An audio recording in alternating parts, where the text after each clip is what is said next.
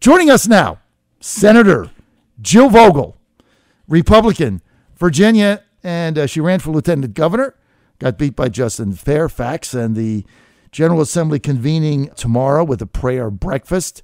Senator Vogel, good to have you. Good morning. It's great to be with you.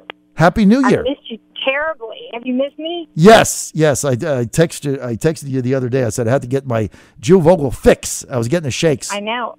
I've missed my John Fredericks fix. I don't even know what you can possibly talk about on the radio anymore if you're not talking about the LG race. Good grief. I know, right? There's no news now. Okay, so let's go to the LG race, Jill. So Justin Fairfax wins. Okay, good for him. And then he picks his chief of staff is a lobbyist lawyer. Now, the chief of staff for the lieutenant governor is a full-time job, right? The chief of staff for Lieutenant Governor Ralph Northam was Clark Mercer, longtime Democratic political operative, good guy, by the way. Right, He's now the chief of staff for the governor-elect Northam. So he picks this guy as chief of staff who says he's going to keep his job as a lawyer lobbyist with a big firm in Richmond. How does that work? Yeah, that's unbelievable. Is that unbelievable? I do not actually ethically know how that works. I don't. I mean, I'm an ethics lawyer, and it would be hard for me to counsel anybody that would make a lot of sense. I don't know how you can do that, but everybody is left to make their own decisions about how it is they choose to run their own office and how it is they choose to manage their own sort of ethical choices. And I'm pretty confident that, he vetted this and that he's got to make peace with how he's going to work it. It's going to be very difficult, though, if you're going to try to be a lawyer lobbyist. How are you going to recuse yourself from everything that you're involved in? I don't know how you can do that, but I guess they'll charge ahead. I think it sets a very bad precedent, Jill. Well, I just don't like it. Because Justin Fairfax quit his job because he said this is going to have to be a full-time job for him as lieutenant governor. Right. But yet he's going to bring in a chief of staff who doesn't treat it as a full-time job. That seems to me to be actually backwards. If you're a lieutenant governor and you're going to preside over the Senate while the Senate is in session, much like Ralph Northam, who was a doctor, you're there every day presiding over the Senate while the Senate's in session, and then while the Senate's not in session, you can perform your lieutenant governor duties, but yet then go back to, you're still a citizen in many ways. You can go back to your job. You can practice law, or you can be a doctor. But your chief of staff presumably would be the one person whose chief of staff job is 100% dedicated to constituent service and fulfilling the obligation of managing your day-to-day calendar and your day-to-day, job responsibility. So it seems to me to be backwards. I agree. I mean, I don't think it makes any sense. I think it sets a very bad precedent, and it's almost like Justin Fairfax took the position, I won, I can do what I want, but it's very uncomfortable to me, and I think it is to many people out there. Well, right? Well, it may right itself. I just think that in the execution side, as a practical matter, that's going to be very hard to manage, and it might just be that it comes from not having been in the legislature. I mean, not having been in the Senate and really, been involved and understand exactly what's required and what the demands are of being the chief of staff for the lieutenant governor. I think it's arrogant. It might be yeah. I think it's an arrogant move, one that was done. It was like, again, I won, screw everybody, I'm going to do what I want. I just think it's arrogant. And you look at the history of the Commonwealth, of the General Assembly, and all the people that serve there, and it's the oldest body and everything. I think it's just like thumbing your nose at that. And I mean, I like Justin. I think he's a very nice guy. He's a wonderful family, but arrogance will nail you every time. Well, it always does. And let me say this. I agree. I like Justin. He's a very nice person. And I will say the number one priority of anybody who seeks elected office once they win has to be, it is a public service job. Right. And above all, you have a constituent service obligation, and that is a full-time, 24-hour-a-day, 7-day-a-week responsibility. And for your office to fulfill that obligation, it's a full-time job. I agree. Common sense. And he will come to appreciate that. All right, Jill, let's get to some of the issues. Tommy Normand, your leader, going to seek a change in the marijuana law, says that first offenders charged with possession of marijuana would no longer risk jail time, and would have a chance to purge their records is under a bill to be proposed by the Majority Leader, Tommy Norment, the Republican Majority Leader from James City County. His proposal would not apply to anyone other than a first offender and would not do away with the fine already in state law. What do you think? Well, you've heard me say all along, I've been jumping up and down about the need to reform our marijuana laws. And if you'll just give me one moment to say, I was so excited. I had not heard the radio ad on your radio show where they talk about my Senate bill from last year, Senate Bill 1298. Yes. And while I was waiting to come on, there was an ad advocating for the legislation that I intend to actually carry again this year, which was to allow CBD oil, which is cannabidiol oil, a derivative of marijuana, for medical use in Virginia. And a common sense bill like that one that got derailed for, in my mind, no good reason, right, is an important bill that I hope will pass this year. I'm carrying it again. And it has real life-saving applications and benefits to people who are sick.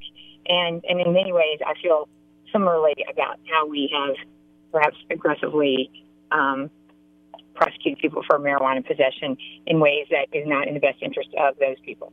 So I am in favor of us taking a second look at that. I don't know exactly. I haven't talked to Tommy about the bill yet. I haven't seen the bill, but I am very open to us taking a different approach to how it is we enforce our marijuana laws and how it is we prosecute first-time offenders.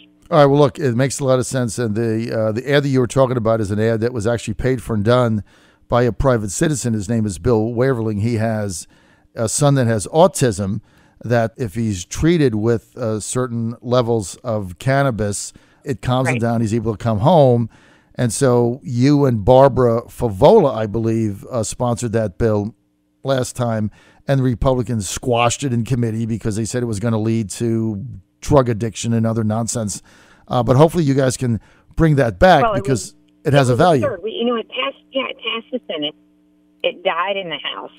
And, the testimony could not have been more compelling, and it could not have been more clear. And to sit in that committee and hear the stories of people who are sick. Cannabidiol oil does not make you high. People aren't dealing it on the illicit market. There is no public policy or public health reason to deprive people from the use of CBD oil. And good for Bill for being a private citizen who's willing to stand up for his own family. There were thousands of people from across Virginia who did the same. And, parents like Bill and his child deserve to not live in a state which stands in the way of meaningful health policy that actually helps people live a better life. And in his case, I stand with him on the issue of autism as well. I've got autism legislation that I'm introducing this year. I've worked on that for years, and the legislation I'm putting in this year would extend health insurance coverage past the age of 12 to the age of 18. And for, again, parents like Bill and like many of the families I know and families I'm close to, when you have a child that suffers from autism, one, you want access to the best medical treatment you can get, which may include things like cannabidiol oil, and two, their autism doesn't stop when they turn 12, nor should their health insurance coverage. So, anyway, those are all things I feel really strongly about, and those are both bills that I'm carrying this year. All right, is there a couple of other top priorities that Senator Jill Vogel has going into the 2018 General Assembly? Well, I would say 18 is going to be the budget, and I serve on the Finance Committee, so I'll have a number of budget amendments for things like workforce training, career and technical education. I can say for sure, I go into the 2018 session, this will be my 11th year in the Senate, as prepared as I have ever been, because nothing prepares you like 20 months traversing the Commonwealth of Virginia and spending time in every county and in every community and talking to every constituent group about what their big priorities and their concerns are.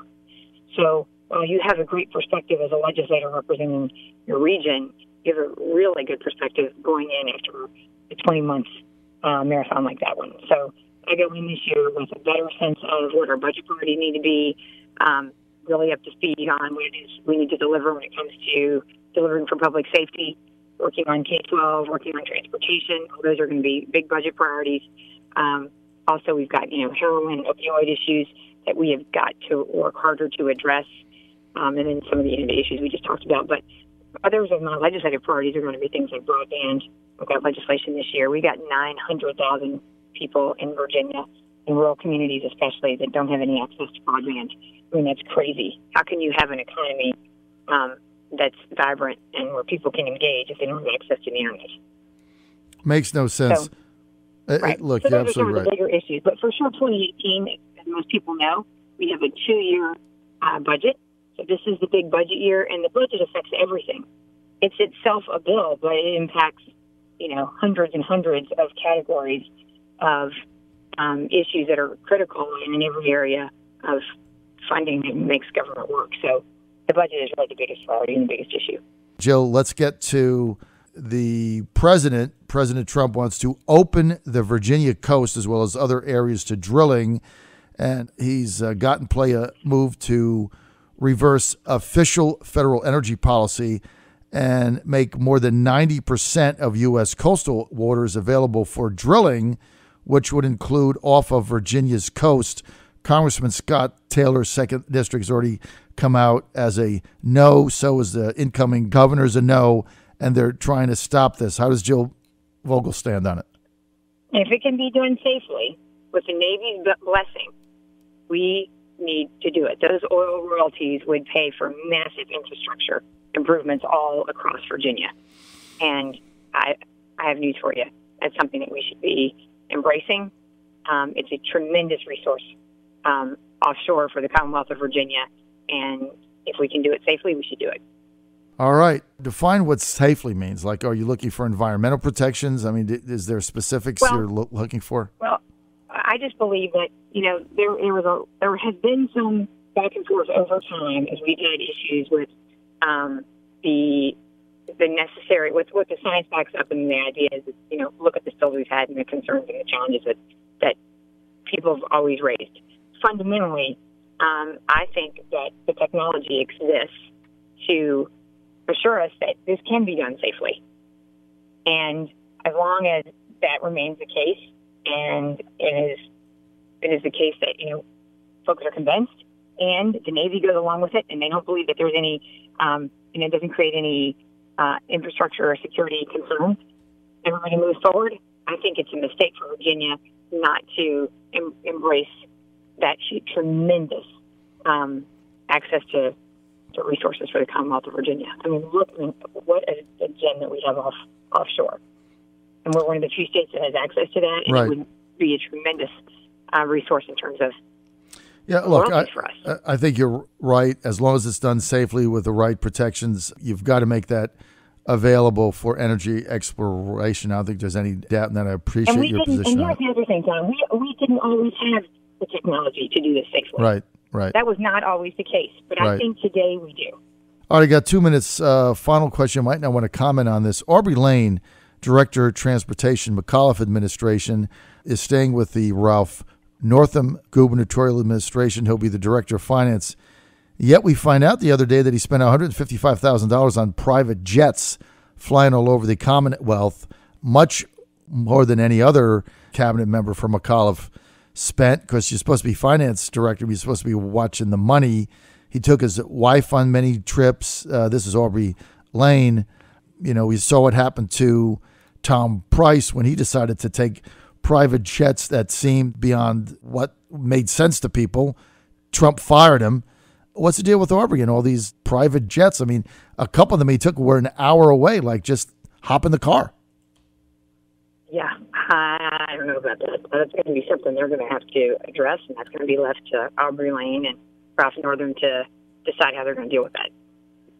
If you got elected, you're now the finance director, so you have to speak to that. I think. I think he's been a good transportation director, but I think if you're going to be finance director and you're jumping around on private jets with your family, spend $155,000, and some cabinet members spent zero on private jets. They just took the car, or they take a train or something. Right. They drove. They got in the car. They drove. Yeah. And he's going around fine all day long. Yep, just like a regular slip driving, sitting in traffic. If you were the lieutenant governor and you had to go from, the Valley to, I don't know, That's what I would drive. Yes, to Chesapeake, would you hop on a state-funded private jet? No. You'd get in the car and you'd drive. No. I'd get eaten alive for that, and I would have a hard time. One, I don't think anybody would give me a private jet, and two, I'd have a hard time justifying spending tax dollars on a private jet to go someplace I can drive. But you know what? I wasn't there. I can't speak to what the unique circumstances might have been or the urgency of some transportation need. But I would say that you're a steward of the Commonwealth's resources and any executive position in the Commonwealth of Virginia. And I think you owe taxpayers a responsibility to be very, very prudent with how you spend their money. We're going to look into this, no question about it. I mean, he spent more money on private aircraft than Governor McAuliffe did. That just doesn't make any. McAuliffe just get in the car. Just get in the car. McAuliffe just jumps in the car and goes. I mean, it's just, it's, again, arrogant. Arrogance is going to nail you. It nails you, Jill, every time you're a public servant serving on a taxpayer dollar. You know, start your car up and go. You got drivers. And you got a nice vehicle, you got air conditioning, you got your phone, you know, stop for a cup of coffee. Don't be taking private planes and, you know, $155,000. It didn't make any sense.